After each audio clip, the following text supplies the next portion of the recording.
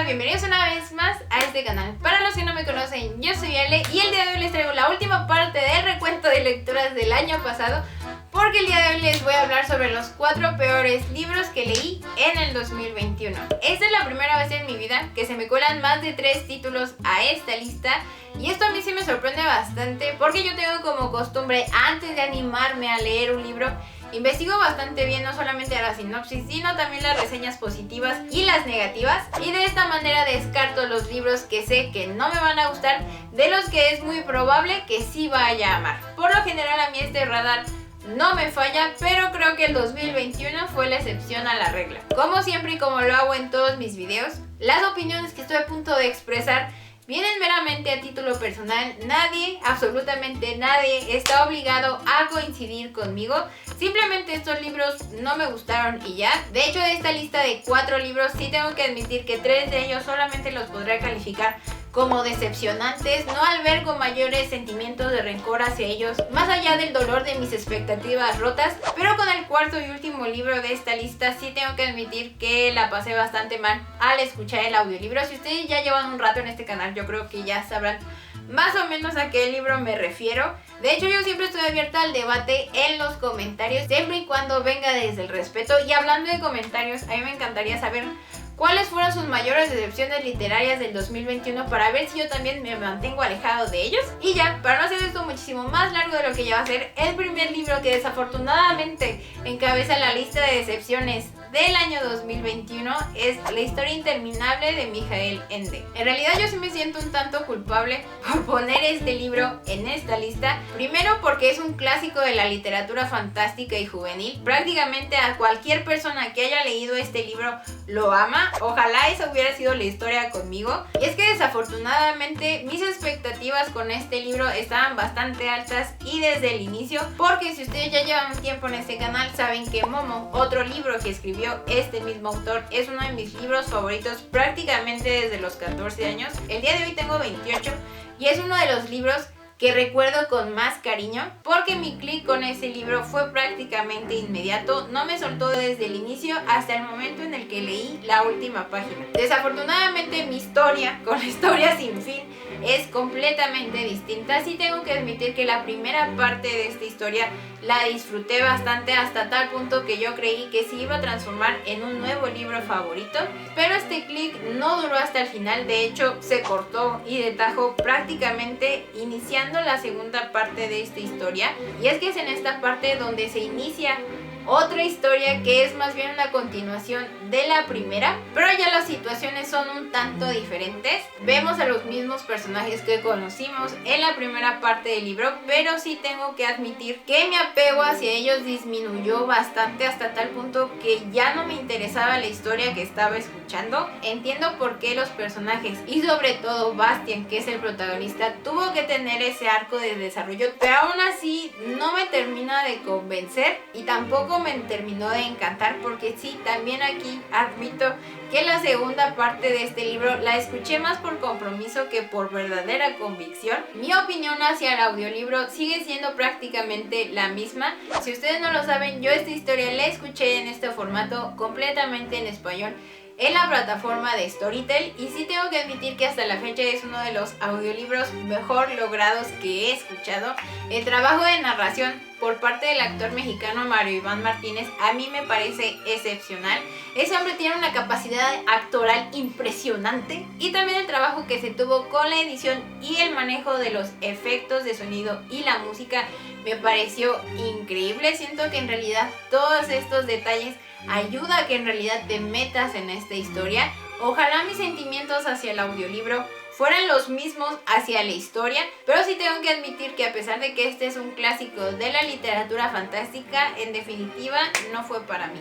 Otro libro que me decepcionó en este 2021, y afortunadamente es el único que poseo en físico, es The Ex-Hex de Erin Sterling. Ya de este libro les hablé más o menos de qué se trata en el segundo book haul del año pasado, que si no lo han visto se los voy a dejar aquí en la i para que vayan y lo chequen. Sí tengo que admitir que mi principal y único objetivo al leer esta comedia romántica simplemente era el de entretenerme y el de tratar de ponerme al corriente con mi reto de lectura de Goodreads. Y a pesar de que este libro cumplió con su objetivo, siento que nunca en mi vida me he sentido tan apática al momento de terminar un libro. Y es que hasta la fecha, y perdónenme si a ustedes sí les gustó este libro, para mí esta comedia romántica es la más sosa que he leído. Siento que no tuve nunca un apego ni hacia los personajes ni hacia la historia, lo que es bastante triste porque yo pensé que sí me iba a gustar, porque esta historia en realidad tiene vibras de lo que es la película de Hechizo de Amor con Sandra Bullock y Nicole Kidman, que hasta la fecha es una de mis películas favoritas desde el primer momento en el que la vi.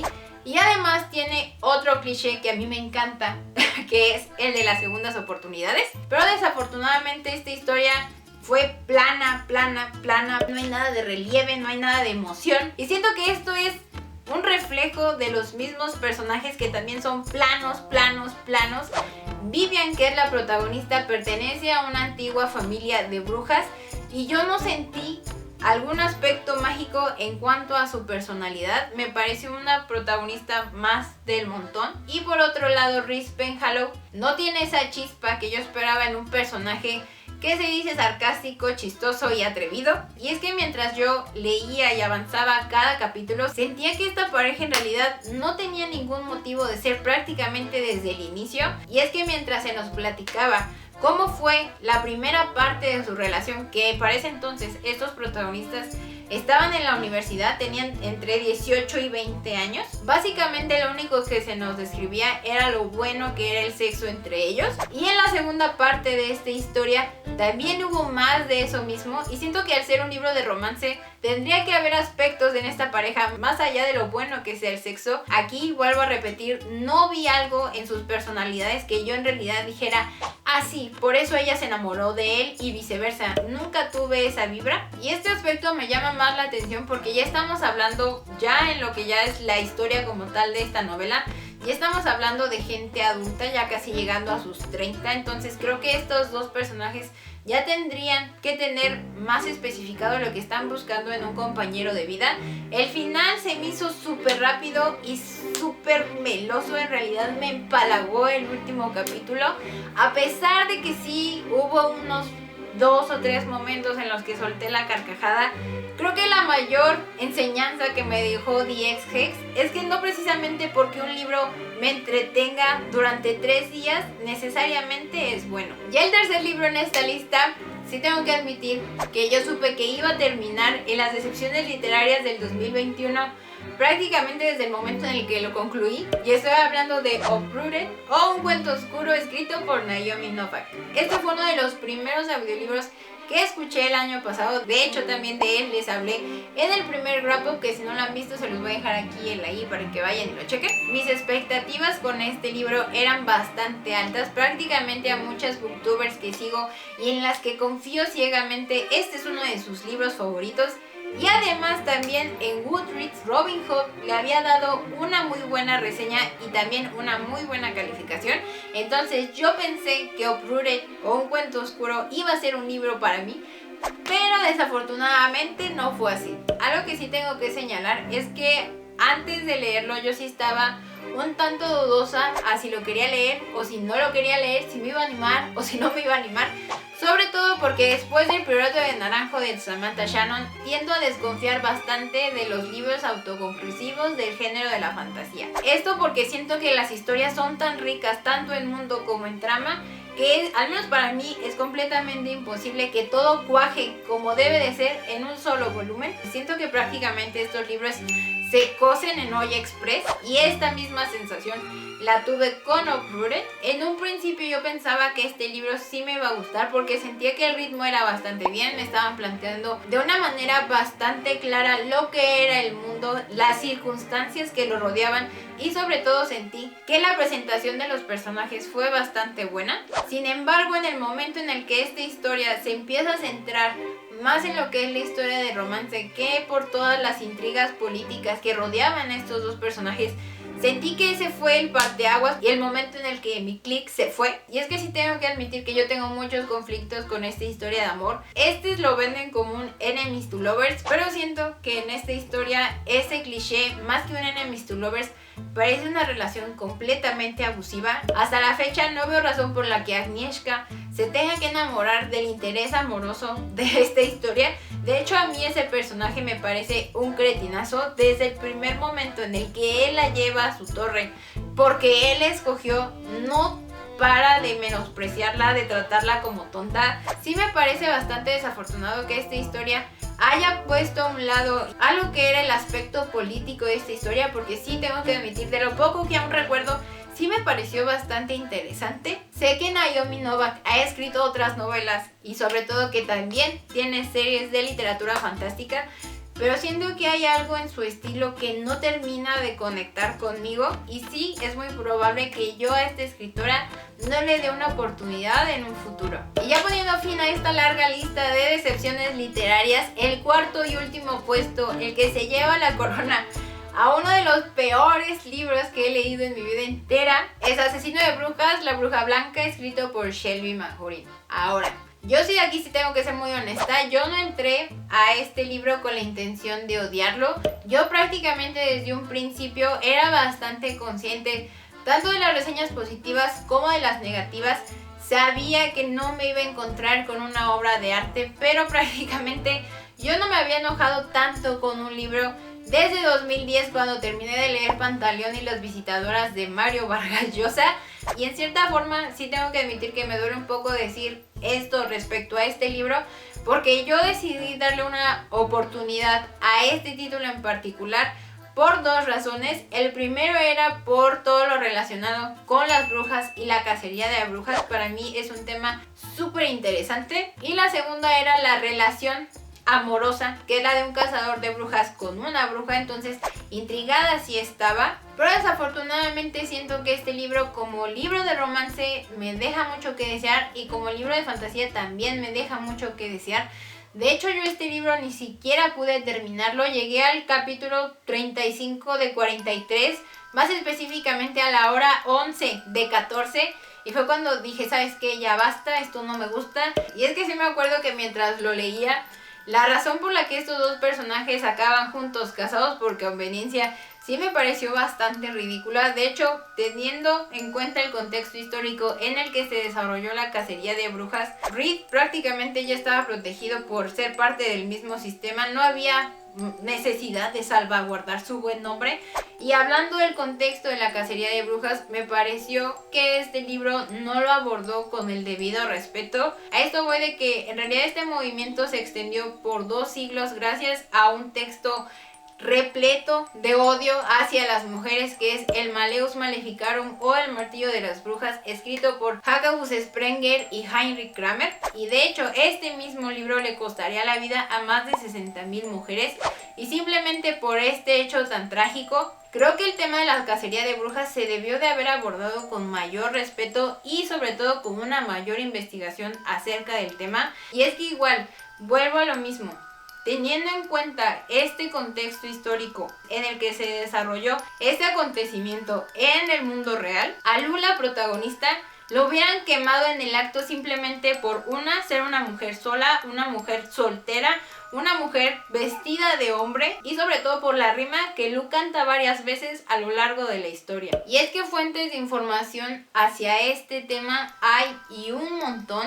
A mí este tema me apasiona muchísimo, a tal grado que fue el especial de Halloween del 2020, que si ustedes no lo han visto, se los voy a dejar aquí en la i para que vayan y lo chequen. También otro punto que no me gustó es que este libro, teniendo la oportunidad de criticar la misoginia, el clasismo y el racismo que hubo detrás de la cacería de brujas, prácticamente no tocó ninguno de estos temas. A mí Lu, la protagonista, me dejó bastante decepcionada. Yo en verdad sentí que lo único que hacía Lu era ver por encima del hombro a todas las mujeres que eran diferentes a ella. De hecho, me acuerdo que hay una parte en la que ella critica a la morra que se iba a casar con Reed antes de conocerlo a ella.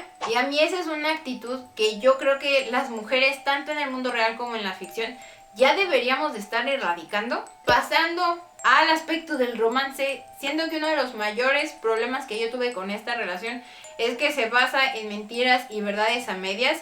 Sí, entiendo por qué Lu tuvo que esconder su identidad como bruja de Reed, pero siento que este mismo aspecto no permitió al personaje de Reed que se retara a sí mismo y cortar de tajo todos los prejuicios que tenía hacia las brujas. De hecho, este personaje no tiene desarrollo alguno, sino hasta los últimos capítulos del libro, donde ahí sí, de alguna manera mágica, Reed está completamente enamorado de Luke y ve realmente la necesidad de protegerla. Y me decepcionó aún más porque los comparaba mucho con Mina Zenik y Matthias Helbart, que también tienen una relación de cazador de brujas y bruja, pero siento que el aspecto de que ellos en Seis de Cuervos, desde el primer momento en el que se conocen, saben de qué contexto provienen, saben de qué pie cojean y los dos tienen cola que les pisen. Siento que ese aspecto permite que tanto Nina como Matthias reten constantemente los límites de lo que hasta entonces habían vivido y conocido, y de hecho este mismo punto hace que Matthias Helbart sea uno de los personajes más memorables de Seis de Cuervos, al tener un arco de desarrollo bastante increíble. Fue un personaje que desde el primer momento estuvo listo para el cambio que se le venía encima. Sé que estoy sonando bastante hater y tal vez un tanto injusta, pero en realidad este libro yo pensaba que me iba a gustar, yo pensaba que estaba mi nombre ahí escrito. Desafortunadamente mi historia con él fue otra.